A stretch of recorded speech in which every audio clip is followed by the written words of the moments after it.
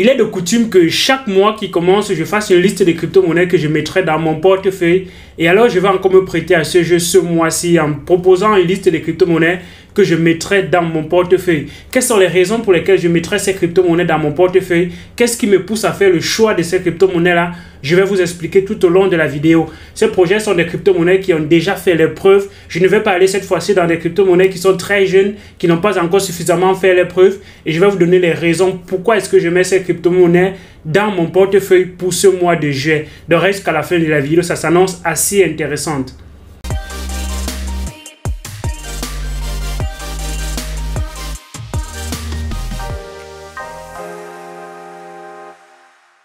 Salut, bienvenue sur la chaîne Elvis Konjo. Tu as soif de découvrir ce que c'est que les crypto-monnaies? Alors bienvenue, nous sommes la première communauté crypto francophone sur le continent africain. Tu ne veux rien rater de tout cela, n'est-ce pas? Alors je t'invite à faire deux choses. La première, c'est de t'abonner à la chaîne et d'activer la cloche de notification. Et comme ça, tu ne rateras aucune des vidéos sur la chaîne Elvis Konjo. Une autre chose, quand tu iras en description de la vidéo, tu trouveras le lien de notre groupe Telegram qui est aussi riche de contenu que tu ne trouveras pas sur la chaîne et nulle part ailleurs. Et alors sois rassuré que tu es dans le groupe, le lien est en description de la vidéo. Si tu veux aller encore plus rapidement, il y a un tutoriel gratuit qui t'apprend ce que c'est que la crypto-monnaie, toi qui es débutant. Et si tu veux encore aller plus loin et que tu n'as pas le temps de passer par tout ce qui a déjà été fait sur la chaîne, alors je t'invite à prendre un rendez-vous privé et le lien est en description. Une dernière chose avant de continuer. Elvis dit des choses intéressantes, mais il n'est pas un conseiller financier. Donc, tout ceci, tout ce que tu vas rencontrer sur la chaîne, c'est juste à titre éducationnel. Il faut donc toujours faire tes propres recherches avant d'investir. D'accord? On commence. Le Bitcoin, c'est la mère des crypto-monnaies. Donc, quel que soit ce qui se passe dans le marché, c'est un peu corrélé à ce qui se passe sur le Bitcoin. Donc, si le Bitcoin perd drastiquement de la valeur, plusieurs autres crypto-monnaies vont perdre drastiquement de la valeur. Et c'est ce qu'on a observé majoritairement pendant ces périodes-ci. Le Bitcoin a perdu 30, 40, 50%, tandis qu'il y a plusieurs crypto-monnaies qui ont perdu bien plus que le Bitcoin. Et alors, depuis une certaine période, le Bitcoin est en train de reprendre de la valeur. Et alors, le Bitcoin est dans sa phase d'accumulation selon les principes d'analyse technique tels que le Wyckoff qui est assez utilisé comme moyen d'analyse technique dans l'écosystème des crypto-monnaies. Donc, voilà un peu ce qui est en train de se tramer de ce côté-là. Et le Bitcoin a traversé une phase d'accumulation assez considérable. Et la probabilité que le Bitcoin aille dans un sens plutôt positif est plus grande que dans un sens négatif. Donc, selon plusieurs analyses techniques, quand on voit un peu plusieurs personnes, quand on suit plusieurs personnes, les analyses techniques sont poussées dans le sens d'une prise de valeur majoritairement pour le Bitcoin. Et ça, c'est pas uniquement parce que l'analyse technique le dit, c'est aussi parce qu'il y a bien de news qui arrivent, bien d'adoptions qui sont en train d'être faites concernant le Bitcoin. Donc, le Bitcoin est la première crypto-monnaie que je mettrai dans mon portefeuille pour ce mois-ci, parce que majoritairement quand le Bitcoin va prendre de la valeur, avec la dominance du Bitcoin qui est en train de grandir, quand le Bitcoin prend beaucoup de dominance, ça voudrait dire que les gens sont en train d'accumuler les Bitcoins. Et alors probablement le Bitcoin va reprendre majoritairement de la valeur avant que d'autres crypto-monnaies prennent de la valeur. C'est généralement comme ça que l'argent circule dans les crypto-monnaies. Ça quitte du Bitcoin avant d'aller dans d'autres choses. Donc le Bitcoin est la première crypto-monnaie que je mettrai dans mon portefeuille pour ce mois-ci. La deuxième crypto-monnaie que je mettrai dans mon portefeuille, c'est bien évidemment Ethereum. Ethereum, on a déjà assez parlé d'Ethereum. On sait, plusieurs personnes savent que Ethereum, c'est l'une des crypto-monnaies qui est le plus utilisée en termes de smart contracts, des projets de crypto-monnaies qui voient le jour au-dessus de sa blockchain. Dans le Bitcoin, avec la version 2.0 qui va arriver, qui aura plutôt tendance à faire en sorte que le Bitcoin, l'Ethereum, soit plutôt déflationniste à défaut d'être inflationniste. Parce que là, présentement, on n'a pas un nombre limite de Bitcoin qui aura en circulation. Et comme il n'y a pas un nombre limite, on pourra imprimer les Bitcoin, les Litecoin, les Ethereum à l'infini. Vous voyez que là, présentement, quand on arrive sur CoinMarketCap, il n'y a pas le maximum total supply. Donc, il n'y a pas, à compte par rapport au Bitcoin, on voit qu'il y a effectivement une quantité maximale que le Bitcoin peut avoir, mais c'est qu'on n'a pas également dans d'autres crypto-monnaies.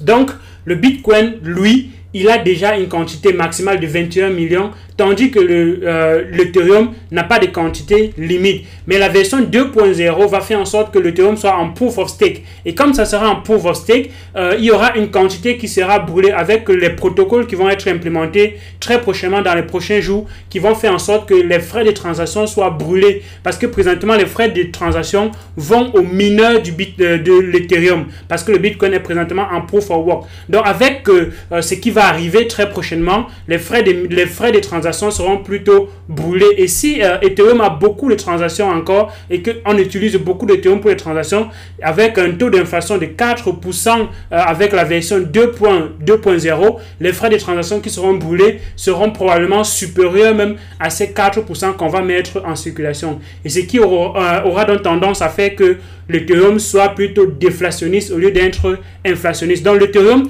c'est une crypto-monnaie qui a également un gros potentiel, le potentiel déjà assez prouvé, et ça fait partie des cryptos que je mettrai dans mon portefeuille pour ce mois-ci. Donc, plusieurs personnes aussi regardent la valeur du Bitcoin par rapport de l'Ethereum par rapport au dollar, qui est un indicateur qui est parfois biaisé, et ça montre parfois que la valeur de l'Ethereum est très sous-estimée. Mais par contre, si on essaye de voir d'autres choses, on essaye de voir quelle est la valeur de l'Ethereum par rapport au Bitcoin, on va voir que l'Ethereum par rapport au Bitcoin est en train de prendre de la valeur. Donc, il y a plus de valeur qui est en train d'être prise, d'être captée par le marché, par l'Ethereum. Donc l'Ethereum est en train de prendre de la valeur par rapport au Bitcoin.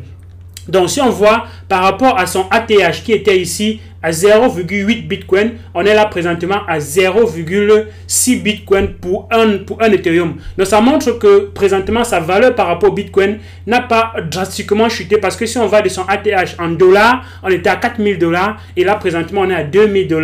Et alors si on va sur ces métriques là, on va voir qu'il a perdu 50% de la valeur. Mais si on regarde plutôt par rapport au Bitcoin, on va se rendre compte qu'il a perdu moins de 40%, moins de 20% de sa valeur, qui est plutôt intéressant. Donc voilà un signe qui montre à suffisance que l'Ethereum est en train de gagner de la valeur et est en train de gagner également en dominance. Donc voilà pourquoi je mettrai de l'Ethereum dans mon portefeuille pour ce mois-ci. La troisième crypto-monnaie que je mettrai dans mon portefeuille, c'est Cardano, avec son écosystème qui est en train d'être construit. Lui, il est la troisième génération de crypto-monnaie. Donc la première génération, c'était le Bitcoin. La deuxième génération, c'est Ethereum. Et ADA va être la troisième génération qui va ajouter d'autres choses et corriger les manquements des deux autres générations. Donc Cardano, avec ce qui arrive très prochainement, on en a déjà suffisamment parlé. C'est une crypto-monnaie qui a un très fort potentiel, et on peut on peut remarquer que pendant cette période-ci, même comme plusieurs crypto-monnaies ont perdu de la valeur, Cardano a plutôt pris de la valeur pendant cette période-ci.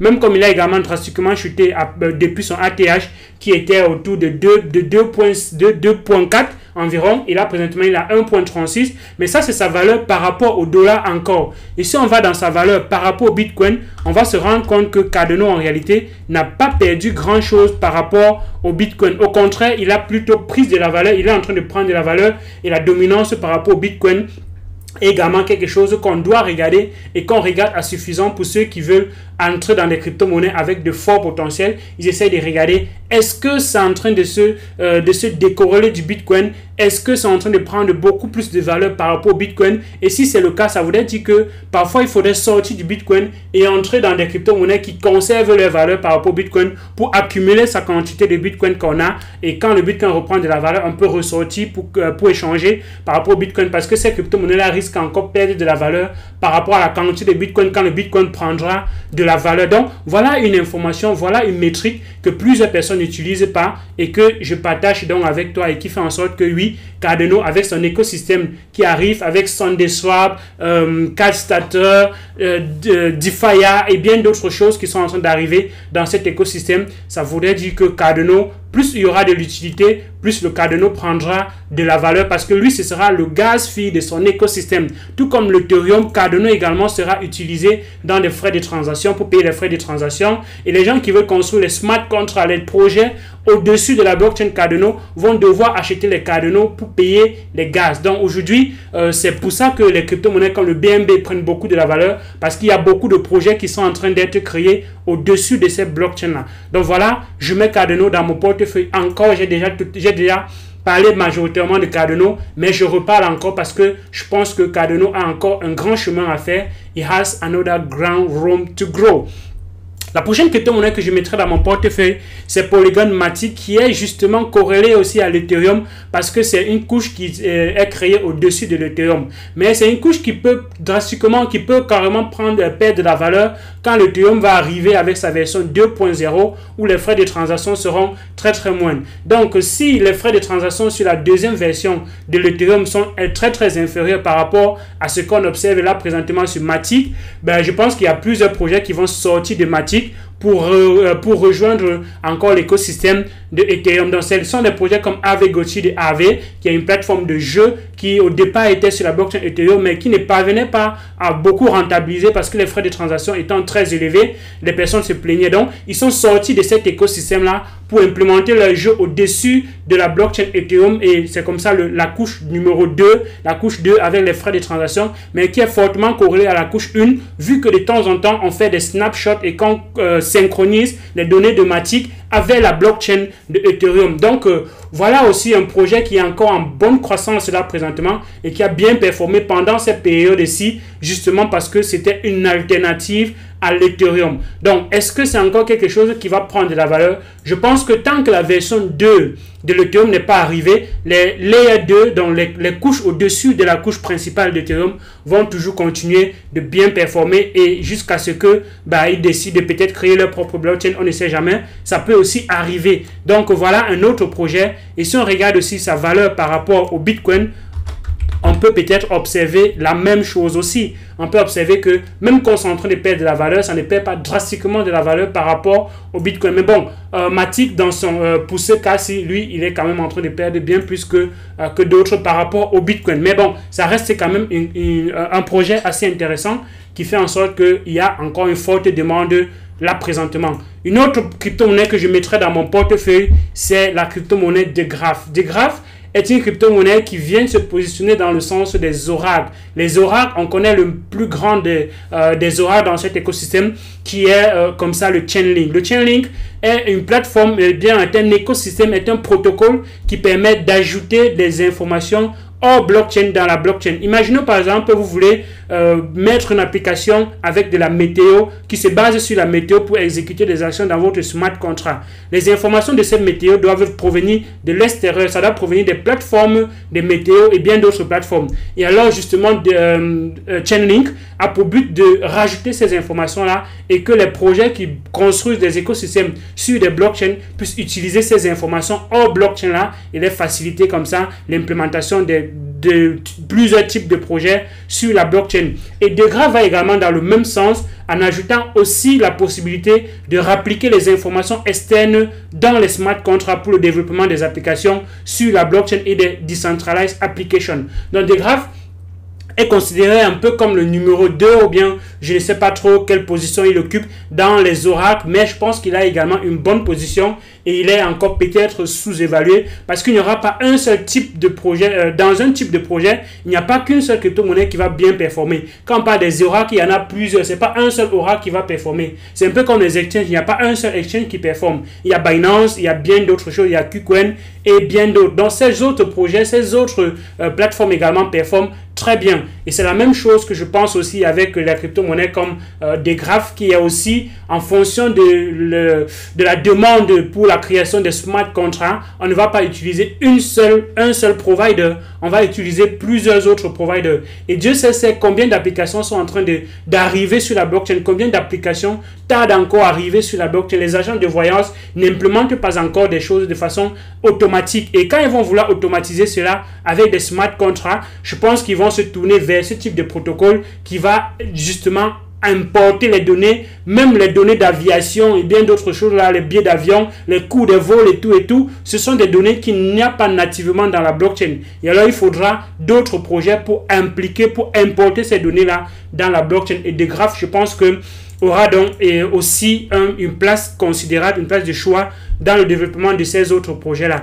Un autre projet qui est également en pleine croissance et qui a beaucoup de sollicitations présentement, c'est aussi la blockchain Tezos. Tezos est aussi une troisième génération de blockchain À la différence que les mises à jour sur la blockchain de Tezos ne se font pas comme les mises à jour sur d'autres blockchains. Sur d'autres blockchains, pour ajouter des nouvelles fonctionnalités à la blockchain, on doit faire des copies, on doit faire des forks. Et donc, ces forks parfois créent de nouvelles versions de tokens, comme ce qu'on a vu avec Ethereum Cash ou bien Bitcoin Cash. Ou bien, donc voilà des choses qui font en sorte que parfois la blockchain est obligée de se séparer en deux crypto-monnaies différentes. Et alors dans la blockchain de Tezos, on n'observe pas cela, et il y a bien d'autres choses qui sont en train d'être construites aussi sur la blockchain Tezos. Plusieurs crypto-monnaies, plusieurs projets sollicitent la blockchain Tezos pour implémenter, même déjà du côté de la France, des vôtres, du côté de l'Union européenne. On a utilisé ces blockchains pour tester la version numérique d'une crypto-monnaie de banque, ainsi de suite, ainsi de suite. Donc, au fur et à mesure que la demande sera croissante